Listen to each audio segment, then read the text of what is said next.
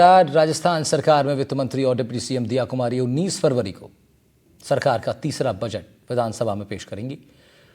प्रदेश सरकार के इस बजट से अलग अलग वर्गों को खासा उम्मीदें हैं। बूंदी नगर परिषद की सीमा में अब 18 नए गांवों को जोड़ दिया गया है, जिससे अब जनसंख्या इस नगर परिषद की 1.5 लाख से ज़्यादा हो गई है। ऐसे में बूंदी में आगामी बजट को लेकर बूंदी नगर परिषद को UIT बनाने की मांग अब तेज है। लोगों को उम्मीद है कि बूंदी के पर्यटन को बढ़ावा देने के मद्देनजर सरकार आगामी बजट में इस पर कोई प्रस्ताव ला सकती है। बजट को लेकर क्या है बूंदी के लोगों की उम्मीदें, बात कर रहे हैं हमारे संवाददाता इस खास ग्राउंड रिपोर्ट में। सरकार से लोगों ने मांग की, आमजन ने मांग की कि इस बजट में जो है बूंदी नगर परिषद को UIT जो है घोषित किया जाए, ताकि यहाँ का सर्वांगीण विकास हो सके। पर्यटन नगरी है तो ऐसे में विकास होना भी बहुत महत्वपूर्ण हो जाता है, क्योंकि पर्यटन ही इस क्षेत्र का बड़ा रोजगार है। हमारे साथ तमाम लोग मौजूद है, व्यापारी लोग मौजूद है, आमजन मौजूद है। इनसे जानने की कोशिश करेंगे कि किस तरीके से सरकार से आप मांग करने जा रहे हैं बूंदी UIT की, क्या कहना चाहेंगे इसको लेकर? भाई, बूंदी में लगभग 50-60 साल से नगर पालिका है। नगर पालिका के पास अधिकार बहुत कम होते हैं, उसके बाद नगर परिषद के पास अधिकार कम होते हैं, लेकिन उनके पास जो पावर कम रहती है तो उसका दुरुपयोग ज़्यादा होता है। दुरुपयोग ज़्यादा होने से भ्रष्टाचार बढ़ता है, भ्रष्टाचार बढ़ने से डेवलपमेंट में कमी आती है, विकास नहीं हो पाता। और जब विकास नहीं होता तो सारी पावर, क्योंकि सभापति इनके पास निहित हो जाती है आयुक्त के पास, तो UIT बूंदी में बनने से सारी पावर का, UIT का जो चेयरपर्सन होता है वो जिला कलेक्टर महोदय होते हैं, तो वहाँ भ्रष्टाचार की संभावना खत्म हो जाती है। जिस प्रकार उदाहरण के तौर पे यदि कोई कॉलोनी काटना चाहता है तो नगर परिषद या नगर पालिका जब होती है तो उसको अप्रूव करने के लिए जाता है, तो वहाँ भ्रष्टाचार का बोलबाला रहता है, वो लीगल तौर पे कॉलोनी नहीं काट पाता है। जब ये UIT बन जाएगी तो उसको हर चीज़ के लिए, क्योंकि उसका सर्वे जिला कलेक्टर महोदय होते हैं, तो उसको लीगल प्रोसेस अपनाते हुए उसको कॉलोनी काटने की अनुमति मिल जाएगी। और UIT बनने से बूंदी का सर्वांगीण विकास होगा, भ्रष्टाचार में कमी आएगी और बूंदी डेवलपमेंट की राह पर चलेगी। जिस प्रकार अभी राजस्थान सरकार ने 13 से 18 गांव बूंदी में मिला दिए हैं, बूंदी का भी थोड़ा एरिया बड़ा है, तो बूंदी में UIT का निर्माण होना चाहिए, UIT का दर्जा प्राप्त होना चाहिए, और UIT बनने से बूंदी में विकास के रास्ते खुलेंगे। बिल्कुल, विकास के रास्ते खुलेंगे। हाल ही में सरकार ने जो है 18 गाँव को जो बूंदी में शामिल किया है, 25,000 की जनसंख्या बूंदी जो है नगर परिषद में शामिल की है। किस तरीके से देखते हैं UIT का एक बड़ा क्षेत्र है बूंदी बनना चाहिए? वर्तमान में जिस प्रकार से राजस्थान का बजट अब पेश होगा, हम ये देखते हैं कि नगर परिषद, हमारे बूंदी में नगर परिषद है और नगर परिषद के पास में स्थिति विकास वो करना चाहती है, पर सबसे बड़ी आय स्रोत की हमारे पास दिक्कत आती है और विकास का पैसा हमारे पास नहीं हो पाता। हम देखते हैं कि यदि UIT यहाँ पे बनती है तो UIT का क्षेत्र एक विस्तृत क्षेत्र होता है, तो UIT बनने से यहाँ पे जो वर्षों से हमारी मांग चलती आ रही है पर्यटन विकास को, और पर्यटन के साथ साथ जैसे टाइगर रिजर्व के लिए जो हमारे लिए मूलभूत सुविधाएँ चाहिए, तो उन सबको देखते हुए यदि ये UIT का प्रस्ताव अगर सरकार लेती है और यहाँ पे UIT खुलती है, हम मानते हैं कि पर्यटन के विकास को काफ़ी बढ़ावा मिलेगा और ये मानो कि ये बूंदी के लिए एक विकास के लिए चार चांद लगने जैसी बात होगी। हम तो यही चाहेंगे कि जल्द यहाँ पे UIT का प्रस्ताव हो और UIT के लिए सरकार एक बार विचार करके इस पे अमल करे। अगर सरकार चाहे तो हो सकता है ये? बिल्कुल, सरकार चाहे और सरकार चाहेगी तो निश्चित रूप से होगा, और इसके लिए पूरा बूंदी वासी उनके लिए धन्यवाद के पात्र होंगे कि इस प्रकार की अगर उन्होंने विकास के लिए एक नया आयाम स्थापित किया है, तो हम राजस्थान सरकार को धन्यवाद देंगे कि उन्होंने UIT के लिए एक नई पहल करके और यहाँ पे विकास के लिए एक नए रास्ते हमारे लिए खोल दिए। बिल्कुल, विकास के लिए रास्ते खोल दिए। आप व्यापारी हैं, देखते होंगे शहर की हालत क्या है, सड़कें टूटी हुई है, बेसहारा गोवंश भी है, और व्यापारी की स्थिति क्या है? अगर UIT बनती है तो कहीं ना कहीं आप लोगों को भी फायदा होना ही है। देखो, मैं तो इतनी सी बात कहूँगा कि अपन पढ़े लिखे व्यक्ति हैं। बूंदी के इतिहास की बात करें तो कोटा बूंदी के अधीन रहा है, ये हम सबने देखा है। बूंदी के अधीनता में कोटा काम करता था, परंतु वर्तमान समय की स्थिति ये देख लो, कोटा तो कहाँ जाके पहुँच गया है। अब बूंदी की स्थिति देखो, पिछले बल्लेबाज की तरह बैटिंग कर रहा है। कारण कि कोटा का विकास का कार्य UIT क्योंकि वहाँ पर अतिरिक्त बजट मिल रहा है। बूंदी में अगर कोई भी कॉलोनी आवंटित हो रही है तो वो सब नियमों को ताक पे रख के आवंटित हो रही है। सरकार को राजस्व नहीं मिल रहा है। नगर परिषद में अगर अपन कोई भी समस्या की बात करते हैं, लाइट की समस्या की बात करते हैं, रोड की समस्या की बात करते हैं, तो एक परंपरागत डायलॉग है कि हमारे पास बजट नहीं है। अब बजट नहीं है तो बजट को अगर आपको लाना है तो कोई ऐसी योजना लानी पड़ेगी, और ऐसी योजना लाने के लिए यूआईटी सबसे मुख्य केंद्र है। अगर यूआईटी आता है तो जीरो लेवल की समस्या जैसे सफाई की समस्या, रोड की समस्या, लाइट की समस्या, पानी की समस्या, इनका समाधान तो अनावश्यक रूप से ऐसे ही हो जाएगा। तो यूआईटी आना तो भाई बूंदी के लिए बहुत ही आवश्यकता है। और आशा हम ये करते हैं कि लोकसभा अध्यक्ष जो कोटा बूंदी सांसद क्षेत्र के हैं, इस समय बहुत बड़ी स्थिति है कि भाई लोकसभा अध्यक्ष जो हमारे सांसद है वो भी है भारतीय जनता पार्टी की सरकार है राजस्थान सरकार में। अगर ऐसे समय पे यूआईटी आ जाती है तो बूंदी को तो विकास की नई दिशा मिलेगी, और ऐसी हम आशा करते हैं इस बजट में। बिल्कुल, यूआईटी आ जाती है तो नई आशा मिलेगी। किस तरीके से देखते हैं नगर परिषद की हालत तो बड़ी खराब है। नजर पलेजर आ रहा है तो सब हम 50 साल 25 साल से तो मैं ठेला ले जा रहा हूँ, उसमें कुछ भी नहीं है इसमें। उसके बावजूद भी साफ सफाई, नालियाँ झड़िया, कचरा पट्टी, साफ सफाई का नाम ही नहीं है। जो भी नेता आता है वो अपना हिसाब करता है, दो सिटी की तरफ तो यह ध्यान ही नहीं है। छोटा नेता हो या बड़ा नेता हो या कोई सा भी हो, नाम लेने का फायदा है नहीं सर। और जिससे बात भी जाते हैं, हाँ भाई कर लेंगे, सुनवाई होती नहीं है।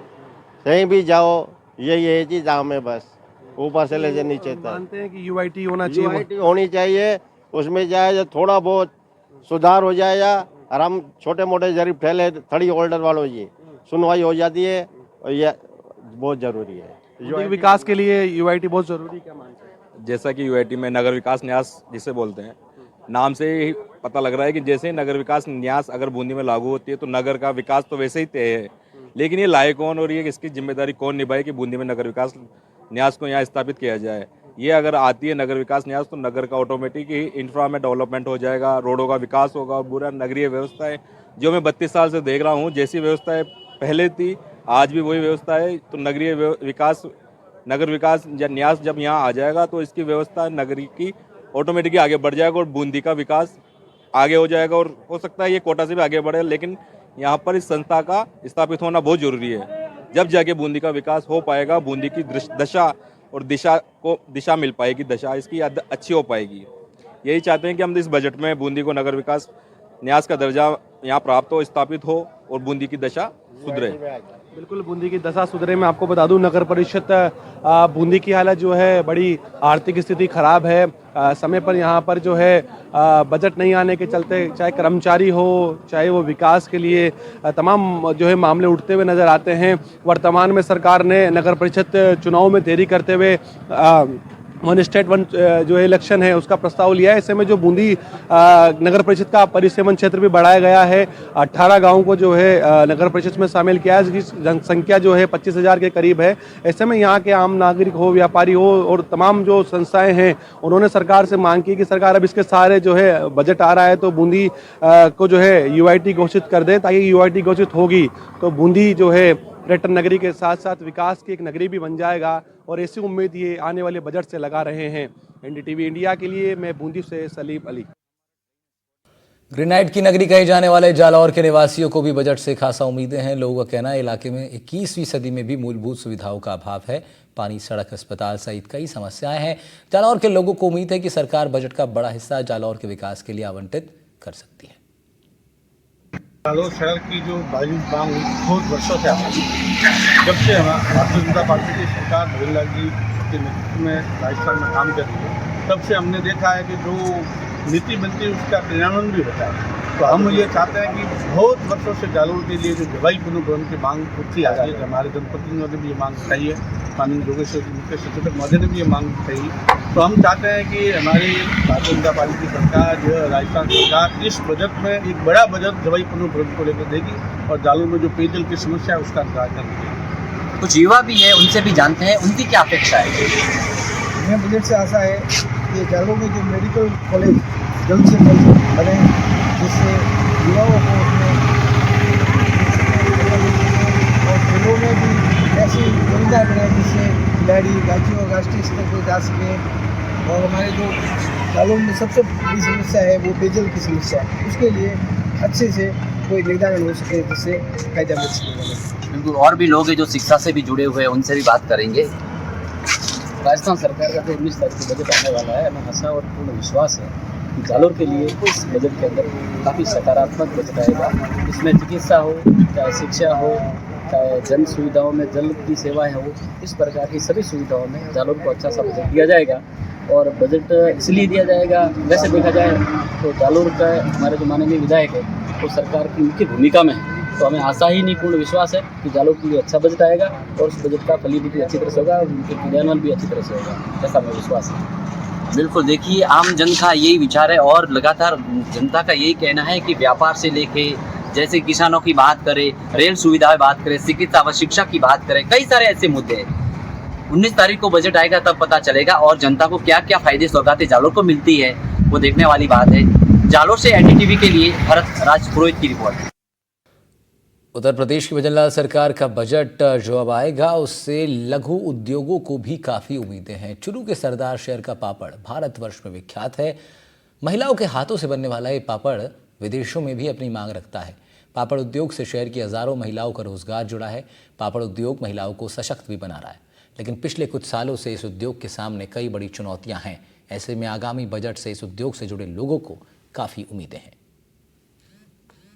आगामी 19 फरवरी को प्रदेश सरकार का दूसरा बजट है वो आने वाला है। ऐसे में इस बजट से लघु उद्योगों को काफ़ी उम्मीदें हैं, विशेष रूप से पापड़ उद्योग को काफ़ी उम्मीदें हैं, क्योंकि ये पूरा उद्योग है वो महिलाओं से जुड़ा हुआ है। एक तरफ भजनलाल सरकार कहती भी है कि महिलाओं को बढ़ावा देना है, महिलाओं को आत्मनिर्भर बनाना है, साथ ही महिलाओं को सशक्त करना है। विशेष रूप से पापड़ उद्योग महिलाओं से जुड़ा हुआ और हज़ारों की संख्या में महिलाएं इससे लाभान्वित होती है, महिलाएं इससे जुड़ी हुई है, महिलाएं इससे लाभान्वित हो रही हैं। चूरू जिले की बात करें तो चूरू जिले में भी पापड़ उद्योग है वो काफ़ी पुराना उद्योग है। दशकों से पापड़ उद्योग यहाँ पर चलता आ रहा है। विशेष रूप से जो महिलाएं हैं वो इससे जुड़ी हुई है। सरदार शहर के पापड़ की बात करें जिले की तो सरदार शहर पापड़ है वो पूरे भारत में एक अलग पहचान रखता है। यहाँ पर न सिर्फ राजस्थान बल्कि देश में, इसके अलावा विदेशों में भी यहाँ की पापड़ की काफ़ी मांग है वो रहती है। हमारे साथ पापड़ उद्योग चलाने वाले संतोष जी, उनसे जानेंगे। सर, प्रदेश सरकार का नया बजट आ रहा है, इस बजट से आपको क्या उम्मीदें हैं? उम्मीद तो बहुत है भाई। टैक्स और की छूट कर दे, काली मिर्च और हींग साजी में लगते हैं, टैक्स कार्टून में लगते हैं। विदेशों में माल भेजने के लिए हमारे यहाँ पर कोई नहीं है साधन। अच्छा, पहले सरदार कितनी मिलें थी पापड़ की, अब कितनी रह गई है? पहले 60-70 थी, अब 30-40 मिल है। इसके पीछे वजह क्या, क्यों इतनी मिलें कम हो गई है? इसके पीछे वजह क्या? खर्चा बढ़ गया, कमाई कम हो गई। तो निश्चित रूप से काफ़ी चुनौतियां इनके सामने रही, क्योंकि खर्चा बढ़ गया और कमाई कम हो गई। ऐसे में काफ़ी जो मिलें थी वो दम तोड़ दिया, लेकिन कुछ मिलें अभी भी चल रही पापड़ की। सर, आपके यहाँ की बात करें तो कितने यहाँ पर मजदूर काम करते हैं, कितनी महिलाएं आपसे जुड़ी हुई हैं? हमारे तो 100-150 काम करते हैं। महिलाएं 100-200 महिलाएं जुड़ी हुई हैं। अच्छा, और कितने लेबर यहाँ पर काम करते हैं? 10 काम करते हैं। ठीक है सर, आप कहाँ का पापड़ जाता है? पूरे इंडिया में जाता है। हाँ। पापड़ मिल उद्योग के पूर्व अध्यक्ष तारचंद सैनी हमारे साथ में है। सर, पापड़ उद्योग की बात करें तो वर्तमान में इस उद्योग की चूरू जिले में क्या स्थिति है? देखिए, सरकार की उपेक्षा के अभाव में ये उद्योग लगातार दम तोड़ता जा रहा है। कोई समय था जब बीकानेर और सरदार शहर, हिंदुस्तान में पूरे में बीकानेर और सरदार शहर दो ही जगह के पापड़ चलते हैं, तो ये उद्योग काफ़ी सारा रोजगार सरदार शहर की महिलाओं को दे रहा है। तो इस पर सरकार को और जो हमारा नेतृत्व कर रहे हैं, चाहे MP साहब हो, चाहे MLA साहब हो, मैं चाहूँगा उनको भी विधानसभा में इस उद्योग के विषय में आवाज़ उठानी चाहिए। यहाँ की जो पापड़ की मिलें हैं वो लोगों को एक रोजगार देने का भी बहुत बड़ा काम कर रही हैं। इस संबंध में महिलाएं, हजारों महिलाएं सरदार शहर की जो है पापड़ उद्योग से जुड़ी हुई हैं। मैं समझता हूं अगर सरकार इस बजट में इस सरदार शहर के पापड़ उद्योग को विशेष प्राथमिकता देवे और इसमें कुछ विशेष रियायतें भी देवे तो मैं समझता हूं सरदार शहर के लिए और ये रोजगार के बहुत अच्छे साधन उपलब्ध करवा सकते हैं। हमारे साथ नगर परिषद सभापति राजकांत चौधरी भी हैं। सर, पापड़ उद्योग जो सरदार शहर का है ये कैसे फल फूल सकता है, क्या कहेंगे? सबसे पहले तो मैं आपके चैनल का धन्यवाद करूंगा, जो हमेशा जो भी चीज़ लेके आते हैं वो गंभीर बात लेके आते हैं। तो मैं आपके चैनल के माध्यम से ध्यान आग्रह सरकार की तरफ करना चाहूँगा कि हमारे सरदार शहर में एक पापड़ उद्योग, जिस पापड़ उद्योग की भी विदेश देश सब जगह सरदार शहर के पापड़ जो हैं वो जाते हैं और उनका बहुत ही फेमस हमारा ये लघु उद्योग है। और सबसे बड़ी बात तो इसमें यह है कि लघु उद्योग ये जो है इसमें शहर की हज़ारों गरीब और मध्यम वर्ग की महिलाएँ इस कार्य में लगी हुई है और अपना अच्छी आजीविका कमा रही है।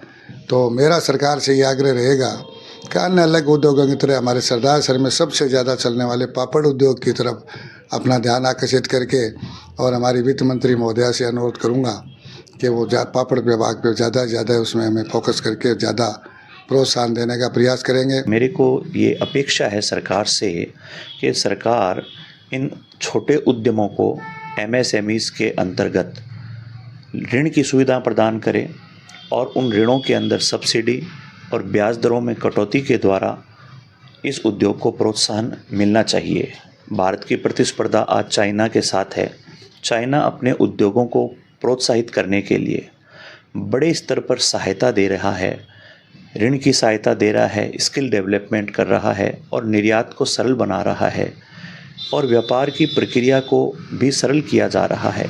तो प्रदेश की सरकार से भी हम यही आशा करते हैं कि इसके अंतर्गत करों के अंदर कटौती की जाए, व्यापार का सरलीकरण किया जाए और व्यापार को प्रोत्साहन जिस प्रकार से मिले उसके लिए स्किल डेवलपमेंट की भी चर्चा होनी चाहिए और वित्तीय संसाधनों की भी उपलब्धता होनी चाहिए।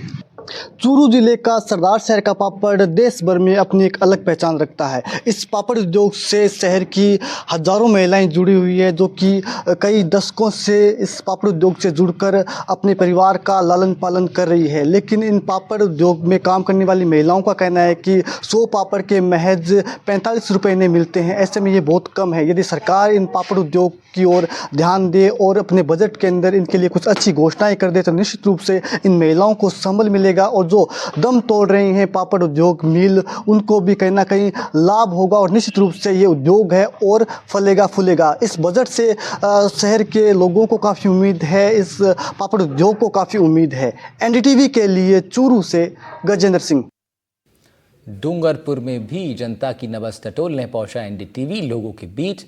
यहाँ के लोगों का कहना है कि डूंगरपुर का विस्तार पिछले 20 सालों में अब इतना हो चुका है कि सड़कें आबादी के हिसाब से छोटी और नाकाफ़ी साबित हो रही हैं। यातायात के साधनों की संख्या इस कदर बड़ी है, सड़कें जाम होने लगी हैं। लोगों की 20 सालों से मांग चल रही है कि शहरों के चारों तरफ एक रिंग रोड बनाई जाए, जिससे बाहर का ट्रैफिक रिंग रोड से ही पास आउट हो जाए और आमजन का जीवन प्रभावित ना हो। इस बार लोगों को उम्मीद है कि डूंगरपुर को ट्रैफिक से मुक्ति दिलवाने के लिए आगामी बजट में नए सड़क मार्गों को लेकर कुछ घोषणाएं हो सकती हैं। सरकार की तरफ से 19 तारीख को जो बजट घोषणा होने वाली है, उसमें डूंगरपुर जिले में लंबे समय से एक जो ट्रैफिक की वजह से एक रिंग रोड बनाने की मांग चल रही थी, जिसको लेकर आज लोगों से हम बात करते हैं कि किस तरह के और भी मांगे हैं और किन से सरकार से अपेक्षा है उनको बजट को लेकर। सर बताइए। जैसा कि बहुत ही महत्वपूर्ण मुख्य मुद्दा यही है डूंगरपुर नगर का कि आए दिन ट्रैफिक बहुत बढ़ता जा रहा है, वाहन की संख्या बढ़ती जा रही है, लेकिन इसके लिए कोई परमानेंट कोई सॉल्यूशन नहीं निकाला जा रहा है, जिससे एक्सीडेंटों में काफ़ी भारी वृद्धि भी हो रही है।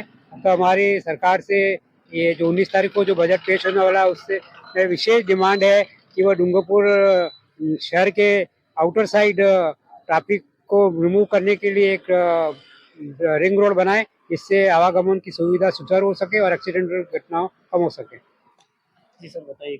शहर में बढ़ती हुई जनसंख्या और बढ़ते हुए आवागमन और यातायात के कारण शहर की पूरी पेरिफेरी में एक तो रिंग रोड की आवश्यकता है, दूसरा हमारा ये है कि पंचायतों में जिस प्रकार से बजट दिया जाता है वैसे के वैसे नगर निकाय को भी अतिरिक्त बजट दिया जाए, ताकि यहाँ पे विकास भी हो सके और स्वच्छता का भी कार्य हो सके। राजस्थान सरकार से हमारी एक ही मांग है, हम इनकम टैक्स भरते हैं सभी व्यापारी, और 60 साल के बाद उस इनकम टैक्स के प्रोप्राइटर को कुछ नहीं मिलता है। तो हम ये चाहते हैं कि इनकम टैक्स का एक सिलेबस हो, 8, 18 ये सारा मिटा के एक ही सिलेबस रखा जाए और 60 साल ऊपर के प्रोप्राइटरों को वृद्धा पेंशन या कोई और छूट दी जाए, ताकि व्यापारी इसमें जुड़ा रहेगा। 19 तारीख को बजट पेश होने वाला है, उसमें हम सरकार से यही मांग कर रहे हैं, एक तो डूंगरपुर नगर परिषद क्षेत्र में जो सीवरेज का कार्य चल रहा है, उनसे जो सड़कें टूटी है उसके लिए स्पेशल बजट देकर लोगों को राहत दी जाए। एक हमारे क्षेत्र में यातायात व्यवस्था बढ़ने से बाईपास की व्यवस्था की जाए। दूसरा, हमारे पड़ोसी राज्य में पेट्रोल की दरें 10 रुपया अधिक है, जो बजट में राहत देकर क्षेत्र की जनता को 10 रुपए पेट्रोल पर वैट कम करके राहत दी जाए। और अन्य मांगे हैं, जैसे महंगाई में भी हमें राहत दी जाए। हमारी गृहिणियों को बजट में महंगाई किचन के बजट में काफी भार पड़ रहा है, महंगाई दिन प्रतिदिन बढ़ रही है। हम यही वित्त मंत्री जी से मांग करेंगे कि हमें बजट में आम जनता को अधिक से अधिक राहत देकर सरकार की हर योजना को गरीब से पहुंचाने का प्रयास करेंगे। आगामी जो 2 दिनों के अंदर बजट पेश होने वाला है राज्य सरकार की तरफ से, तो उसके अंदर हम ये चाहेंगे कि हमारा ये जो जिला है डूंगरपुर जिला सर्वाधिक पिछड़ा क्षेत्र है, इसके अंदर कुछ बड़े उद्योगों के लिए सरकार अगर कुछ स्पेशल बजट जारी करे अच्छा रहेगा। और साथ ही कृषि विभाग की कृषि से संबंधित बहुत बड़ी संभावना है इस क्षेत्र में, तो इसके लिए भी अगर अतिरिक्त बजट यहाँ पर सरकार इसके लिए कुछ करती है तो यहाँ के क्षेत्रवासियों के लिए इसका बहुत बड़ा फायदा मिलेगा। हम यही आशा करते हैं सरकार से कि बजट सभी समाज के लिए सहभागिता और सर्वांगीण विकास के लिए हो, हमारी ऐसी आशा है।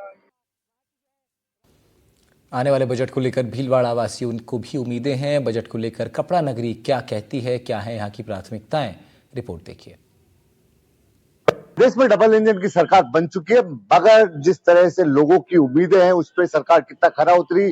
और अब हाल ही में कुछ दिनों बाद में प्रदेश के मुखिया यानी कि भजन लाल शर्मा प्रदेश का बजट पेश करने वाले हैं। 19 फरवरी को बजट आने वाला है। बजट को लेकर कपड़ा नगरी यानी कि एशिया का मैनचेस्टर भीलवाड़ा क्या चाहता है, भीलवाड़ा के लोग क्या चाहते हैं, क्या बजट में भीलवाड़ा के लिए होना चाहिए, इसी की बात करने के लिए अभी हम भीलवाड़ा के रेलवे स्टेशन पर खड़े हुए हैं। और भीलवाड़ा के रेलवे स्टेशन पे आप देखिए मेरे पीछे कुछ ऐसे लोग हैं जो कहीं ना कहीं जनता के बीच में रहते हैं, लोगों के बीच में रहते हैं और जनता की जो आम जन की समस्याएं हैं उसके साथ साथ में क्या भीलवाड़ा की प्राथमिकताएं होनी चाहिए बजट को लेकर, उसको लेकर कहीं ना कहीं मंथन करने वाले लोग हैं। भाई साहब क्या नाम है आपका?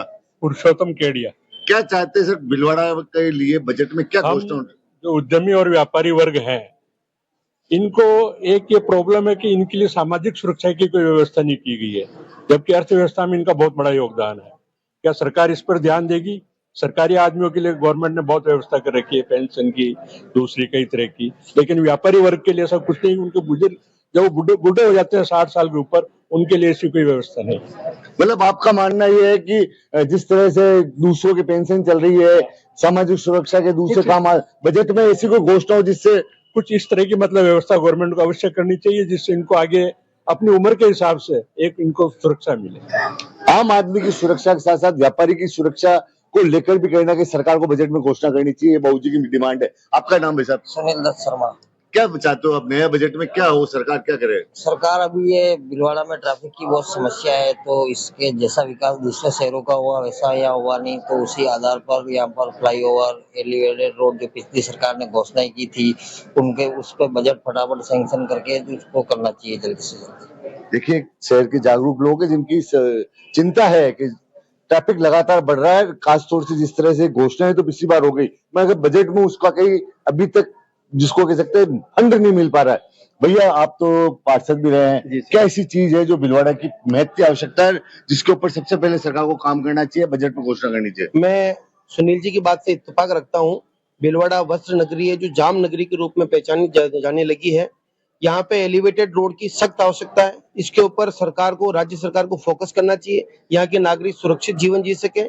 इसी दिशा के अंदर उनको राजस्थान को, भीलवाड़ा को विशेष बजट देना चाहिए। मतलब एलिवेटेड रोड की तरफ फोकस करना चाहिए, राज्य सरकार को इसके ऊपर ध्यान देना चाहिए। बजट में एलिवेटेड रोड की डिमांड की जा रही है, बजट में उस पर कुछ घोषणा की जाए। छात्र नेता भी है भी हमारे बीच। लोकेश क्या मांग है, क्या ऐसी चीज है जिसकी एज छात्र नेता जिसकी सबसे ज्यादा जरूरत है भीलवाड़ा में? भीलवाड़ा में सबसे ज्यादा जरूरत है यूनिवर्सिटी की है। जो बहुत सारे स्टूडेंट है जो गाँव से निकल के आते हैं वो अजमेर जाने से परेशान हो जाते हैं, उनको कुछ जानकारी नहीं मिल पाती है। और यहाँ भीलवाड़ा सबसे बड़ा कॉलेज है भीलवाड़ा का। हम ये चाहते हैं कि भीलवाड़ा को एक यूनिवर्सिटी मिले और डिजिटल लाइब्रेरी मिले जिसमें बच्चे आराम से पढ़ सके और अच्छे से अपने आगे का करियर बना सके। मतलब मोटा मोटा भी जो 145 किलोमीटर 175 किलोमीटर बाहर जाना पड़ता है बच्चों को यूनिवर्सिटी के कामकाज से, उसके चक्कर कम होने चाहिए। जी बिल्कुल, तो हमारी यही डिमांड रहेगी कि यूनिवर्सिटी बनाई जाए और एक डिजिटल लाइब्रेरी बनाई जाए भीलवाड़ा सबसे बड़ी। छात्र नेता है कह रहे हैं कि डिजिटल लाइब्रेरी बने और यूनिवर्सिटी बने भीलवाड़ा में, बजट में इसकी घोषणा हो। आप क्या चाहते हैं, क्या होना चाहिए बजट में? सर मैं सबसे पहले तो ये कहना चाहूंगा कि हमारा भीलवाड़ा वस्त्र नगरी है और ये टेक्सटाइल सिटी है, तो हमें टेक्सटाइल पार्क मिलना चाहिए जो हम टेक्सटाइल पार्क से महरूम हैं। दूसरा हमारा ये मेडिसिटी जो अटका हुआ काम है, ये मेडिसिटी काम पूरा होना चाहिए। तीसरा आप पत्रकारिता जगत से हैं तो पत्रकारों की सुरक्षा के लिए प्रेस आयोग होना चाहिए ताकि जो दिन भर रात घूमते रहते हैं और बिना किसी लोभ लालच के पत्रकार दिन रात घूमते हैं। इनकी सुरक्षा को लेकर कोई कानून नहीं है। पत्रकार सुरक्षा कानून होना चाहिए। और जैसे आरजेएचएस कार्ड गवर्नमेंट सर्वेंट को अलॉटेड है, वैसे पत्रकारों को जेजेएचएस कानून होना चाहिए। ये पिछले बोर्ड मीटिंग में ही बजट में ही दे दिया गया था कि पत्रकारों को जेजेएचएस कार्ड बनेंगे, वो धरातल पे ही नहीं उतरा है। ये देखिए, बजट में घोषणाएं तो हो जाती है मगर धरातल पे नहीं उतरते, ये भी एक पीड़ा है। अब आप समाज सेवी हैं आजाद जी क्या चाहते हैं आप, क्या हो भिलवाड़ा के लिए ऐसा जिसकी सबसे ज्यादा जिसको प्राथमिकता पे बजट में लिया जाना चाहिए?